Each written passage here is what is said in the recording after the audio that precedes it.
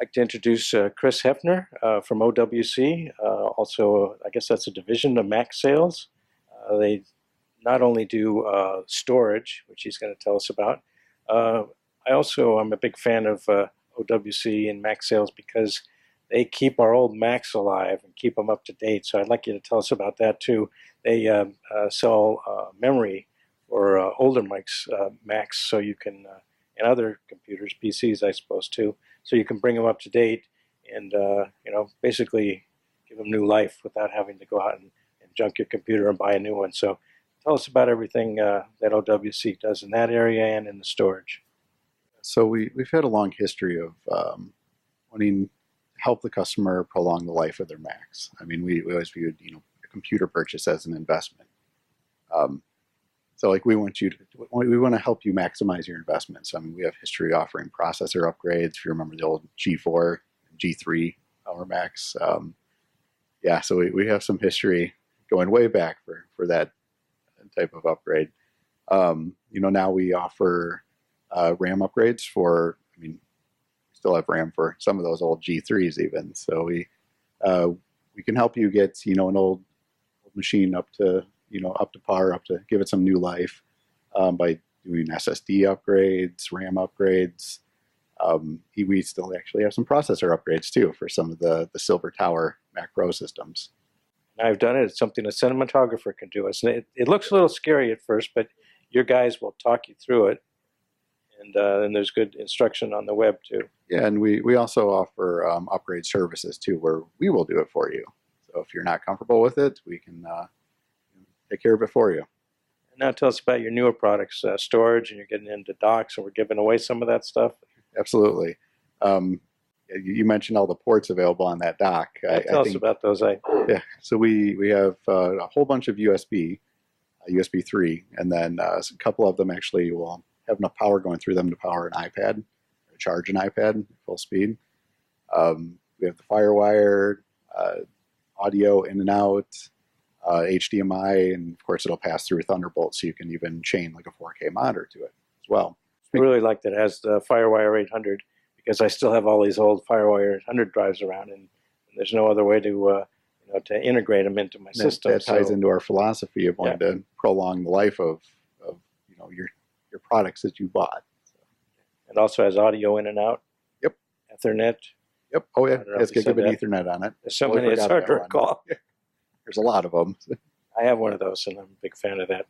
And tell us about your RAIDs. You have a number of RAID products. Yeah. So speaking, to 4K, which is a big topic today, we have our Thunder Bay 4 systems, 4-drive hard drive array. We bundle it with SoftRAID. Excellent software RAID program. We actually just came out with SoftRAID Lite, or started offering SoftRAID Lite, because with OS 10.11, there's no RAID built into disk utility anymore. So we have a light version of SoftRAID, which will give you the RAID 0, RAID 1, and give you more benefits than what was baked in previously with the OS 10 operating system, such as notifying you, giving you a message if a drive is having issues, or smartphone. Or even before it has issues. More importantly, before, yes. It emails you, I understand. I haven't gotten one of those, luckily. The light version does not, but the full version of SoftRAID, which we include with the Thunder Bay units, does. And that'll actually do RAID 0, RAID 1, RAID 1+0, RAID 4, and RAID 5. A lot of RAID options. Okay, so you can pack, 6 drives, 4 drives into these? 4 drives. And each drive can be how many terabytes 8 now? terabytes now. 8 terabytes so each? 32 terabytes total. That's a box about this big, yeah. It's definitely a popular product for us, because you do get the speed. Up to 800 megabytes per second. Real world performance. So speedy. How does somebody determine what kind of RAID they want to use, or when they want to go to direct attached storage to NAS? Yeah. Well, it's a big question. There's a lot that goes into that. Different RAIDs will be better for different tasks. There's some situations where doing a mirroring is better than doing something like a RAID 5. Most of the time now, you do a RAID 5 and you're pretty good. A RAID 5, you lose 20% of your capacity, something You like lose one drive worth of capacity out of your that? total However capacity. many drives you have. Yeah. Okay. Yep. So if you had 7 drives, you'd have 6 drives worth of capacity. How about the other? What's RAID 1? RAID 1 is otherwise known as mirroring. So you basically split it. Yeah. Then RAID 4 is similar to RAID 5, but the parity calculations kind of get put onto one specific drive instead of being distributed across all the drives, as with RAID 5. I've heard of JBOD, and it sounds very technical, but somebody told me what it actually stands for the other day. Just a bunch of drives. Yep. JBOD. Okay. Yeah, it's one of my favorite terms. And what does that mean? That's just each drive is separate? Within Mac OS, they called it concatenation, I believe. Well, that sounds much fancier. It's basically just a bunch of drives. Yeah. So it doesn't do any fancy data distribution. It just kind of puts the drives together and says, okay, here's one volume for you. Now, what would a desktop editor, what kind of RAID would they be looking for? Again, typically we see a lot of interest in RAID 5 because you kind of get that best blend of performance, but you're still getting some data redundancy in there, so you can tolerate a drive going down. Without getting too technical, there's a whole lot of other RAIDs out there. It depends on the system that you have. Like with our NAS systems, or Jupyter Callisto systems, there's even triple parity RAID options. So you have those too? Yeah. Yes. Yep.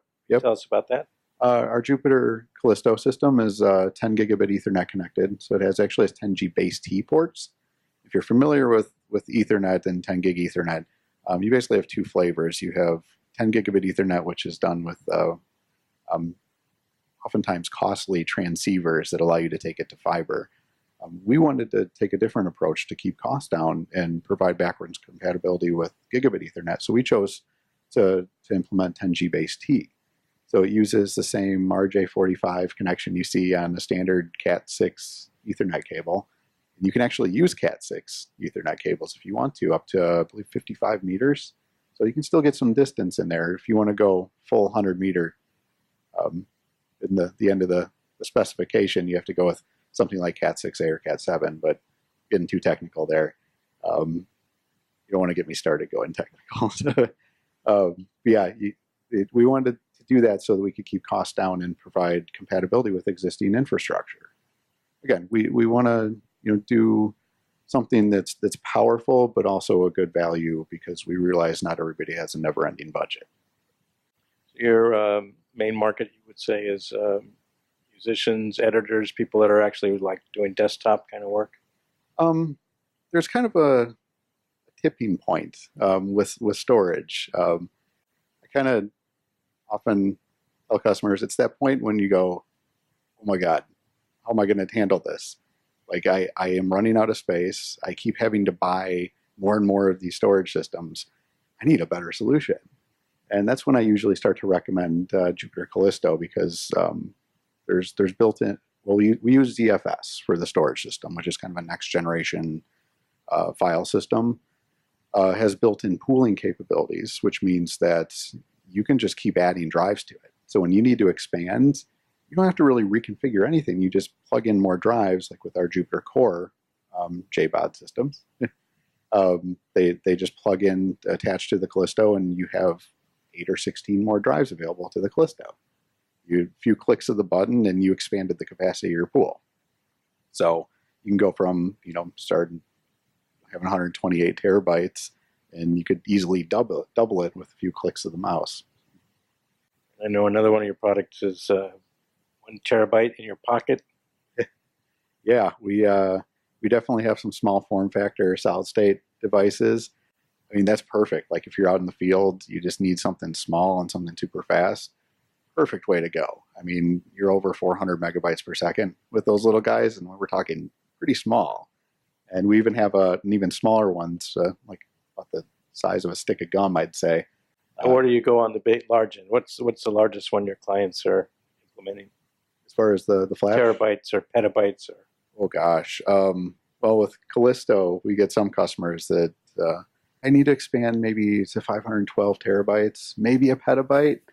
And so we like to work with customers to make sure that, we take into account all the possibilities of drive sizes getting bigger and, picking the right RAID format to actually work a plan up for them so that they can execute that plan as they need to moving into the future. Now, storage might not be sexy, but when you lose some data, it is to me. It gets your attention, and it's very important. Yeah. Well, and keeping things going with the ZFS, another reason we chose ZFS is because it's always doing checksums on the data to verify that with all the data that's in this array, it's going to try to prevent corruption.